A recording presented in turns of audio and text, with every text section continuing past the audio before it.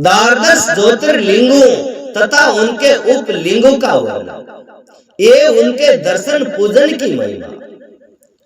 यो दत्ते विस्मय, जो निर्विकार होते हुए भी अपनी माया से ही विराट विश्व का आकार धारण कर लेते हैं। स्वर्ग और अपवर्ग मोक्ष जिनके कृपा कटाक्ष से ही वैभव बताए जाते हैं तथा योगी जन जिन्हें सदा अपने हृदय के भीतर अद्वितीय आत्म ज्ञान नंद स्वरूप ही देखते हैं, उन तजोमय भगवान शंकर को, जिनका आधा शरीर शैल राजकुमारी पार्वती से सुशोभित है, निरंतर मेरा नमस्कार है। जिसकी कृपा पूर्वक चित वन बड़ी ही सुंदर है, जिनका मुखार विंद मंद मुस्कान की छटाएं अत्यंत मनोहर दिखाई देता है, जो चंद्रमा की कलाओं से परम उज्जवल है, जो आदमिक आदि तीनों तापों को शांत देने में समर्थ है, उनका स्वरूप सचिंदामय एवं परमानंद रूप से प्रकाशित होता है तथा जो गिरिराज नंदनी पार्वती के भुज पास से अवस्थित हैं, वे शिव नामक कोई अन्य वीर चिए तेज पूंज सबका मंगल करे। ऋषि बोले, सो जी आपने संपूर्ण लोगों के हित की कामनाओं से नाना प्रकार के आख्यानों से युक्त जो शिवा अवतार का मातु बताया है, वे बहुत ही उत्तम है। तात आप पुण्य शिव के परम उत्तम महात्म्यों का तथा शिव लिंग की महिमा का प्रसन्नता पूर्वक वर्णन कीजिए। आप शिव भक्तों में श्रेष्ठ हैं, अंत धन्य हैं। प्रभु आपके मुखार विंद से निकले हुए भगवान शिव के सुर में यश रूपी अमृत का अपने करुण कटाक्ष द्वारा पान करके हम तृप्त नहीं हो रहे। अंते फिर उसी का वर्णन कीजिए। ओके मैंने धाप्य को न होता और क्या होगा। व्यास शिष्य भू मंडल में तीर्थ में जो जो शुभ लिंग है अथवा अन्य स्थानों में भी जो जो प्रसिद्ध लिंग शिव लिंग विराजमान है, परमेश्वर शिव के उन सभी दिव्य लिंगों का समस्त लोगों के हित की इच्छा से आप वर्णन कीजिए। ओके धरती पर जितना भी शिव लिंग है नी वन मान बताओ ना शिव लिंग कड़े कड़े है और वे कई कई काम करे। सोजी ने कहा, मैं ऋषियों संपूर्ण तीर्थ लिंग में है, पूरा 17 दर्शन है नी लिंग में है, पूरा संसारी लिंग में है, संसारी है आप ही लिंग में आप मतलब या योनि मतलब नीचे नीचे रियो एक लिंग पिछोड़ सब कुछ लिंग में ही प्रतिष्ठित है। उन शिव लिंगों की कोई गणना नहीं है, तथापि मैं उनका चिंकित वर्णन करता हूँ। जो कोई भी दृश्य देखा जाता है तथा जिसका वर्णन एवं स्मरण किया जाता है, वे सब भगवान शिव का ही रूप है। जो दिखा जो होना जो बोला जो कुछ हो रहा नहीं, ये सब शंकर में है, शंकरी से कोई भी वस्तु शिव के स्वरूप से भिन्न नहीं है। साधु शिरोमणियों, भगवान शंभु ने सब लोगों पर अनुग्रह करने के लिए ही देवता असुर और मनुष्य सहित तीनों लोकों को लिंग रूप से व्याप्त कर रखा है। पूरा संसार है नहीं और लिंग रूप में, लिंग के द्वारा कोई सृष्टि रचेगी, बीज के सवारा मतलब पेड़ उगेगी, कुछ नहीं हो सकता। ये सब चीज लिंग से निकल के ही प्रकट होगी, ऐसा भगवान ने बनाया। जिसलिए लिंग से जो निकला वो लिंग ही समझो ना, जो लिंग से निकल रहा है तो लिंग को इस लिंग ही समझो ना। जो मतलब बीज जितना भी बीज मतलब तीन ही लोक में जो बीज किसी का भी बीज हो वो लिंग से ही निकलता है और उसके लिंग से उसको अलग नहीं जानना चाहिए। समस्त लोगों पर कृपा करने के उद्देश्य से ही भगवान महेश्वर तीर्थ में और अन्य स्थानों में भी नाना प्रकार के लिंग धारण करते हैं। जहां तब जब भक्तों ने भक्ति पूर्वक भगवान शंभु का स्मरण किया, जहां तब तब अवतार ले कार्य करने के लिए हस्तित हो गए। जोड़े भक्ता में भीड़ पड़ी है, जितना में कई फान पड़ी है, जिजौड़ी पर के ठहर रहता उड़ी स्थित है गया। लोगों का उपकार करने के लिए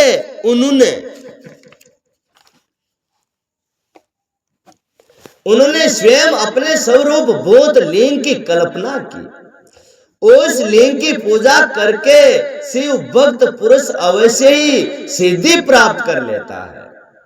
ब्रह्मांडों भूमंडल में जो लिंग है उनकी गणना नहीं हो सकती है, तथापि मैं प्रधान लिंगों का परिचय देता हूं। मुनि श्रेष्ठ सोनक, इस भूतल तल पर जो मुख्य मुख्य ज्योतिर्लिंग है उनका आज मैं वर्णन करता हूं। उनका नाम सुनने मात्र से पाप दूर हो जाते हैं। वहां का नाम हनुमोई दूर हो जाए। सौराष्ट्र में सोमनाथ, सेल पर मल्लिकार्जुन, उज्जैनी में महाकाल, ओंकार तीर्थ में परमेश्वर, हिमालय के शिखर पर केदार, डाकनी में भीम शंकर, वाराणसी में विश्वनाथ, गोदावरी के तट पर त्र्यंबकेश्वर, चिंता भूमि में वैजनाथ, दारुका वन में नागेश, सेतु बंद में रामेश्वर तथा शिवालय में गुमेश्वर। स्मरण करे, जो प्रतिदिन प्रातः काल उठकर इन 12 नामों का पाठ करता है, वे सब पापों से मुक्त हो संपूर्ण सिद्धियों को फल प्राप्त कर लेता है। यह 12 नामा ने सुबह सुबह उठते अच्छा ना दो और रटते हो तो सब चीजें मन प्राप्त वे जाए। मुनीश्वर जिस मनोरथ को पाने की इच्छा रखकर श्रेष्ठ मनुष्य इन 12 नामों का पाठ करेंगे, वे इस लोक और परलोक में उस मनोरथ को अवश्य प्राप्त कर लेंगे। कहीं भी आपने जैसे कि मारे जमी छावा के मारे लुगाई छावा के मारे भैया छाया, कहीं भी चीज ने वो वहां के दाम और वहां की पूजा चालू कर दी तो या 12 लिंगा का नाम लेबल आ गया तो इन लोक में भी परलोक में उसका भला हो जाएगा। जो शुद्ध अंतकरण वाले पुरुष निष्काम भाव से इन नामों का पाठ करेंगे, उन्हें कभी माता के गर्भ में निवास नहीं करना पड़ेगा। क्या बात, उसका जन्म मरण छूट जाएगा। मतलब जिसको कुछ नहीं चाहिए मान उनसे दाता मेरे को तो कुछ नहीं चाहिए, वहां को दे जाओ मोक्ष। और जो अपने अभिलाषा वे कि हमारे कार था, हमारे गाड़ी था, हमारे घोड़ों के देड़ा था, वह ये अभिलाषा करे ये तो मिल जावे। और यह अभिलाषा नहीं राख और भगवान की भक्ति करे तो उसको किसी पेट में जन्म नहीं लेना, उसका मोक्ष हो जाए। इन सबके पूजन मात्र से ही इस लोक में समस्त वर्णों के लोगों के दुखों का नाश हो जाता है। सब वर्ण जतरा बेल चमार बामण बाणिया वर्ण जतरा भी वर्ण है, जतरा ही वर्ण का मन की सेवा कर सके और वहां को कष्ट छोड़ सके और परलोक में उन्हें अवश्य मोक्ष प्राप्त हो जाता है।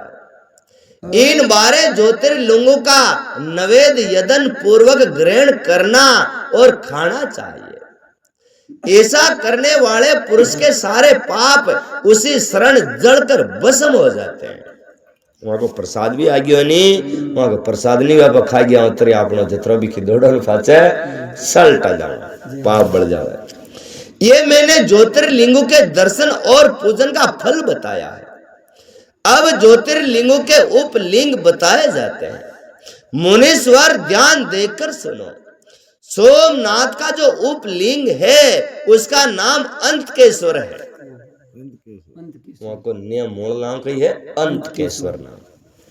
वे उपलिंग मही नदी और समुद्र के संगम पर स्थित है। किसी नदी मही नदी गुजरात में लड़े भाई आ रही हूं। मल्लिकार्जुन से प्रकट उपलिंग रुद्रेश्वर नाम से प्रसिद्ध है।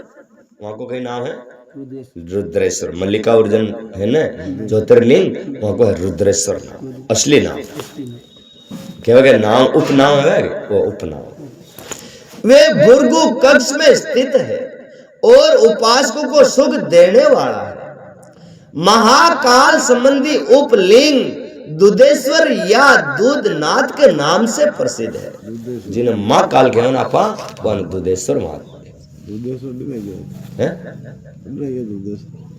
अरे वहां को मतलब महाकालेश्वर उपनाम की कह रही हूं, वहां को ओरिजिनल नाम तो थोड़ा कालेश्वर कह रहा, पर उपनाम वहां को है दुधेश्वर नाम। ओरिजिनल नाम तो दो नाम है, जिसमें दो नाम है वह ऐसे नाम और उपनाम। जो नाम ताबत कह रही महाकालेश्वर महाकालेश्वर महाकालेश्वर है, पर वहां को उपनाम है दुधेश्वर नाम। हाँ, वे नर्मदा के तट पर है तथा समस्त पापों का निवारण करने वाला कहा गया है। ओंकारेश्वर संबंधी उपलिंग कर्दमेश्वर नाम से प्रसिद्ध है। ओंकारेश्वर बाबा ने कही है कर्दमेश्वर नाम, ओरिजिनल नाम कही है कर्दमेश्वर। वे बिंदु सरोवर के तट पर है और उपासकों को संपूर्ण मनोवांछित फल प्रदान करते हैं। केदारेश्वर संबंधी उपलिंग भूतेश्वर के नाम से प्रसिद्ध है। केदारेश्वर यानी जय हो। केदारेश्वर महादेव जी ने वहां को ओरिजिनल नाम कही है भूतेश्वर। केदारेश्वर नाम को है भूतेश्वर ओरिजिनल। और यमुना तट पर स्थित है।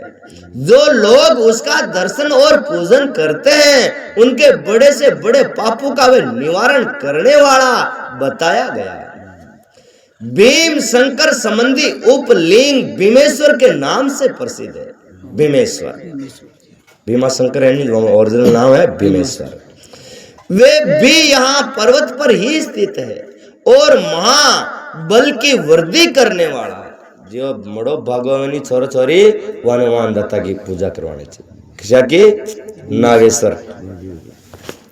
नागेश्वर संबंधी उपलिंग नाम भी भूतेश्वर ही है। वे मल्लिका सरस्वती के तट पर स्थित है और दर्शन करने मात्र से सब पापों को हर लेता है। रामेश्वर से प्रकट हुए उपलिंग को गुप्तेश्वर और गुप्तेश्वर से प्रकट हुए। वहां रामेश्वर ज्योतिर्लिंग को नाम के ओरिजिनल नाम गुप्तेश्वर और गुणेश्वर, ये दो नामों वो प्रसिद्ध है। उपलिंगो वामेश्वर कहा गया है। ब्रह्मांडो इस प्रकार वहां मैंने ज्योतिर्लिंगों के उपलिंगों का परिचय दिया है। नाम उपनाम दो नाम है। ये दर्शन मात्र से पाप हारी तथा संपूर्ण अभिष्ट को दाता बताया गया है। मुनीश्वरों ये मुख्य को प्राप्त हुए प्रधान शिवलिंग बताए गए हैं। अब अन्य प्रमुख शिवलिंगों का वर्णन सुनो। सूजी कहते हैं मुनीश्वरों गंगा जी के तट पर मुक्तिदायिनी काशीपुरी प्रसिद्ध है। वे भगवान शिव की निवास स्थली मानी गई है। उसे शिवलिंग मई समझना चाहिए। पूरी काशी को क्या समझना चाहिए? एक लिंग के आकार में, पूरा लिंग समझ लो उसको काशी। इतना कहकर सूर्य ने काशी के अविमुक्त युक्ति वासेश्वर तिल भांडेश्वर दशामेश मेघ आदि और गंगा सागर आदि के संगेश्वर भूतेश्वर नारीश्वर और कुटुम्बेश्वर भूतेश्वर सिद्धनाथेश्वर दुरेश्वर श्रृंगेश्वर वेदनाथ और जयेश्वर गोपेश्वर रंगेश्वर वामेश्वर नागेश कामेश विमलेश्वर प्रयाग के महाश्वेश्वर सोमेश्वर भारद्वेश्वर गणा लेंगे भाई लुटेश्वर माधवेश तथा अयोध्या के नागेश, अयोध्या को ये नागेश आदि उनके प्रसिद्ध शिव लिंगों का वर्णन करके अत्रीश्वर की कथा के प्रसंग में ये बताया गया कि अत्रि पत्नी अनसुया पर कृपा करने के गंगा जी वहां पधारी है। अनसुया ने गंगा जी से सदा वहां निवास करने के लिए प्रार्थना की थी। तब गंगा जी ने कहा, अनसुये यदि तुम एक वर्ष तक की हुई शंकर जी की पूजा और पति सेवा का फल मुझे दे दो। मैं क्यों डर रह जाऊं, लेकिन थारे तू पति की सेवा करे नहीं वहां को 4 ना मार पाती आनी चाहो भाई। बाकी थार तो रख लीजिए। हाँ 12 ना थारे 4 ना मारे। मैं देवता का उपकार करने के लिए यहाँ सदा ही सचेत रहूंगी। पतिव्रता का दर्शन करने मात्र मन को जैसी प्रसन्नता प्राप्त होती है वैसी दूसरे उपायों से नहीं होती है। सती अनसुया, ये मैंने तुमसे सच्ची बात कही है। पतिव्रता स्त्री का दर्शन करने से मेरे पापों का नाश हो जाता है। क्या बात। गंगा ने कही क्यों, जो पतिव्रता का मैं दर्शन कर लू ने जतरा मारा वो सामर्थ्य जाओ जतरा भी पापी आओ को पाप न खोल दो पतिव्रता अत्र पावर हो जब वाक्यों के थारी तीसरा नंबर की भक्ति मन देनी पड़ेगी तो मारो भी पाप दूत हो रही। हाँ पतिव्रता नार को आप भी दर्शन कर लाने तो अपन भगवान पार्वती मिल गई जानी सती और जति का दर्शन करने मात्र से। सती तो इंसान होना चाहिए जवाब सती लुए वहां दर्शन मात्र भगवान भी इस पतिव्रता का दर्शन करवा के लिए तरसे। दर्शन करने से मेरे पापों का नाश हो जाता है और मैं विशेष शुद्ध हो जाती हूँ, क्योंकि पतिव्रता नारी पार्वती के समान पवित्र होती है। अंत यदि तुम जगत का कल्याण करना चाहती हो और लोक हित के लिए मेरी मांगी हुई वस्तु मुझे देती हो तो मैं अवश्य ही यहाँ स्थिर रूप से निवास करूंगी। और क्यों तीसरा नंबर हो तीसरा ऐसा मन दे देती है तो तू अड्डी रह जाओ, क्या बोला रह जाओ। सूजी कहते हैं मोनियो गंगा जी की ये बात सुनकर पतिव्रता अनुसुईया ने वर्ष भर का वे सारा पुण्य उन्हें दे दिया। अनसुईया के पतिव्रत संबंधी उस महान कर्म को देखकर भगवान महादेव जी प्रसन्न हो गए और पार्थिव लिंग से तत्काल प्रकट हो उन्होंने साक्षात दर्शन दिया। शंभु बोले साध्वी अनसुईया तुम्हारा ये कर्म देखकर मैं बहुत प्रसन्न हूं, पर ये पतिव्रते वर मांगो क्योंकि तुम मुझे बहुत ही प्रिय हो। उस समय वे दोनों पति पत्नी अद्भुत सुंदर आकृति एवं पंचमुख आदि से युक्त भगवान शिव को वहां प्रकट हुआ देख वे बड़े विस्मित हुए।